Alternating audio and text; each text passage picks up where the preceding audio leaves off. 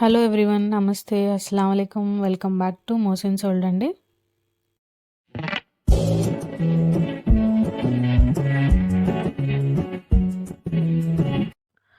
ఈరోజు నేను చూపించబోయే రెసిపీ చికెన్ నగెట్స్ అండి. చికెన్ అంటే ఇష్టం లేని వాళ్ళు కూడా ఎంతో ఇష్టంగా తింటారు, అలా ఉంటుందన్నమాట ఈ రెసిపీ. అండ్ ఇంకా పిల్లల విషయానికి వచ్చేసరికి అయితే ఇంకా చెప్పనక్కర్లేదు, అసలు నచ్చని వాళ్ళంటూ ఎవరు ఉండరు. సో అంత టేస్టీగా ఉంటాయి అండ్ పార్టీకి అయితే ది పర్ఫెక్ట్ అని చెప్పచ్చు. సో చూడండి ఎంత క్రిస్పీగా కరకరలాడే చికెన్ నగెట్స్ని అయితే మనం చేసుకుందాం ఈరోజు. అండ్ నేను చెప్పినట్టుగా యాజ్ టీజ్గా ఫాలో అయిపోండి. అండ్ వాటికి కావాల్సిన పదార్థాలు చూసేద్దాం. 1/2 kg బోన్లెస్ చికెన్ అయితే తీసుకోండి. అస్సలు బోన్స్ ఉండకూడదు.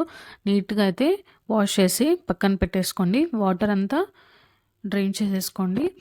అండ్ బ్రెడ్ క్రమ్స్ అండి, ఇవి లేని వాళ్ళు వచ్చేసి 4 బ్రెడ్ పీసెస్ని తీసుకొని రోస్ట్ చేసుకొని పౌడర్ చేసుకోండి. అండ్ 2 eggs అండి, బీట్ చేసి అయితే పెట్టాను.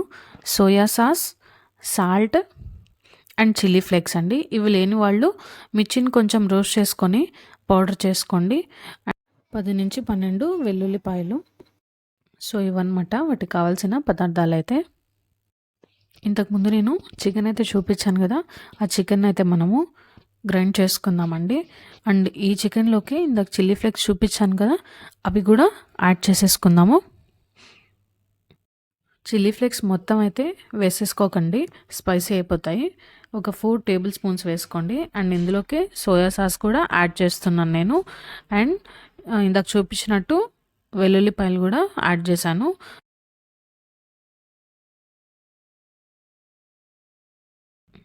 2 టేబుల్ స్పూన్స్ సాల్ట్ అండ్ కొంచెం కొత్తిమీర కూడా వేసుకుందాము.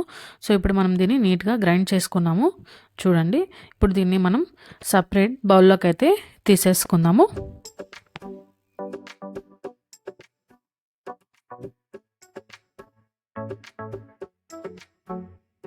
సో నీట్గా గ్రైండ్ అయిపోయింది, పక్కన తీసేసుకున్నాం కదా. అండ్ ఇందులోకి కొన్ని బ్రెడ్ క్రమ్స్ అనేది యాడ్ చేసుకుందామండి. యాడ్ చేసుకొని నీట్గా మిక్స్ చేసుకుందాము. అండ్ ఇట్లా మిక్స్ చేసుకోండి. అండ్ ఇప్పుడు ఒక ఉండని తీసుకోండి అందులో నుంచి. అండ్ అది చేతికి అంటకుండా 2 హ్యాండ్స్కి ఆయిల్ అయితే అప్లై చేసుకోండి. ఎందుకంటే ఇలా అండ్ ఇలా ప్రెస్ చేసేయండి. అండ్ మధ్యలో కొంచెం ప్రెస్ చేశారనుకోండి పర్ఫెక్ట్ షేప్ అనేది వస్తుంది.